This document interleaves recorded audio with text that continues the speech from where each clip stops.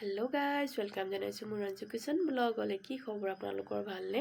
আশা কৰোঁ সকলো ভালে আছে গাইজ। মোৰ কিন্তু একদম গা বেয়া যদিও মই আপোনালোকৰ মাজলৈ ভিডিঅ'টি আগবঢ়াই দিছোঁ। প্ৰথম পৰা শেষলৈকে চাব গাইজ। গা বেয়া সেইটো কাৰণে মই আজি নৰসিংহ পাত, ভেদাইলতা, মচুন্দৰী, মানিমুনি, পদিনা সকলোখিনি দি মই আজি মাছৰ জোল অকণমান খাবলৈ মন গৈছে কাৰণে মই বনাবলৈ লৈছোঁ। যিহেতু পাত উঠোৱা ভিডিঅ'বিলাক মই দেখাব নোৱাৰিলোঁ, ইমান বাহিৰত বৰষুণ, তো সেইটো কাৰণে মই খৰকৈ ছিঙিব গ'লোঁ আৰু আহিলোঁ। খুব ধুনীয়াকৈ মই পাতখিনিও মিক্সি জাৰতে পিচি ল'লোঁ আৰু এফালে মই কেৰাহীখনতে পিঁয়াজ দিলোঁ, বিলাহী, খুব ধুনীয়াকৈ এইখিনি মই ভাজি ল'ম। গাইজ গা বেয়া হয়, মই ভিডিঅ'টো বৰ দীঘলীয়া কৰা নাই, একেবাৰে শ্বৰ্ট টাইমত কৈছোঁ আৰু আপোনালোকে চাবচোন তথাপিও দেই। আদা নহৰু দি ল'লোঁ, তাৰপিছত আৰু এইখিনি মই ভালদৰে লৰাই ল'ম, নিমখো দি দিছোঁ। গাইজ মোৰ কিন্তু খানাবিলাকত বৰ বেছি মা মছলা নেপাব, মই একেবাৰে মা মছলা নেখাওঁ, মোৰ মানুহজনেও নেখায়, ল'ৰাটোকো নিদিওঁ বাৰু, নিদিওঁ মানে ল'ৰাটোক অকণমান খুৱাম, মা মছলা এনেকুৱাও নহয় যে জাতিকেই নিদিওঁ, তেনেকুৱাও নহয়, দিম তাকো মাজে সময়ে কেতিয়াবা।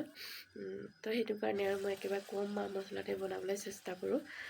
খুব ধুনীয়াকৈ মটৰখিনিও দি ল'লোঁ। ইয়াতে মই গোটেইখিনি সিজিবৰ কাৰণে একেলগতে, কিন্তু মই হালধি নাই দিয়া, মানে পাতখিনি এনেও কলাই হৈ যাব কেৰাহী দিয়াৰ লগে লগে, তো সেইটো কাৰণে মই হালধি নাই দিয়া। আৰু এয়া দেখিছেনে, মই এতিয়া মিক্সি জাৰটোত পিচি লোৱা পাতৰ জোলখিনি মই গোটেইখিনি ইয়াতে ঢালি দিওঁ। গা একেবাৰে অৱস্থা বেয়া গাইজ, কি ক'ম, দুদিন মানে একেবাৰে বিচনাতে উঠিবই নোৱাৰিছিলোঁ, তথাপিও আৰু নেখালে নহয় জানো গাইজ। তাৰপিছত আৰু আহিলোঁ মই, এয়া খানা বনাই আছোঁ এতিয়া, মাত্ৰ দুদিন বাৰু, বৰ বেছি নহয় দেই, পানী লাগিলে অলপ মাতটো ভগা নিচিনা লাগে আৰু। খুব ধুনীয়াকৈ এইখিনিও মই দি ল'লোঁ, অকণমান আখলি পানী অকণমানো দি ল'লোঁ মিক্সি জাৰটোতে। আৰু এতিয়া দেখিছেনে, মই 5 মিনিটমান সিজিব দিলোঁ, তাৰপিছত ঢাকনখন লগাই দিছিলোঁ, ইয়াত 5 মিনিট হৈ গ'ল। আৰু এতিয়া ইয়াতে মই মাছ কেইপিচ দি দিম। গাইজ মই মাছো কেঁচাকৈ দিছোঁ, ফ্ৰাই নাই কৰা, কাৰণ কেলৈ যেতিয়া মাছটো ফ্ৰাই নকৰিব নহয়, মানে টেষ্টিটো আৰু ধুনীয়া উঠে। আপোনালোকে তেনেকৈ বনাই চাবচোন কেঁচাকৈ, কিমান যে সোৱাদ উঠে নহয়, আকৌ এবাৰ বনাই খাই চাবলৈ মন যাব। তাৰপিছত আৰু এইখিনি মই খুব ধুনীয়াকৈ মাছ কেইপিচ দি দিলোঁ, তাৰপিছত আৰু ঢাকনখন লগাই দি দিওঁ। ঢাকনখন লগাই মই একদম মিডিয়াম গেছত দিছোঁ, একেবাৰে ল' নাই কৰা বাৰু, মিডিয়াম গেছত দিছোঁ সিজিবৰ কাৰণে, যিহেতু জোলখিনিতো সিজিয়ে আছিলে মানে পাতবিলাক। আৰু দেখিছেনে কিমান ধুনীয়া মাছ পিচ হৈ আছে, ভাগি নাই যোৱা। আৰু এয়াই লাষ্টত মই অকণমান ধনিয়া পাত দি আৰু আজি ভেদাইলতাৰ লগত মাছৰ জোল ৰেডি। গোটেই কেইবিধৰ মাছৰ পাতৰ নাম নাই লোৱা গাইজ, ভিডিঅ'টো বৰ দীঘল হৈ যাব যে, সেইকাৰণে 5 বিধ পাত আছে ন, সেইকাৰণে। তাৰপিছত আৰু দুপৰীয়া থালিখন আপোনালোকক অকণমান পৰিৱেশন কৰি দেখাওঁ।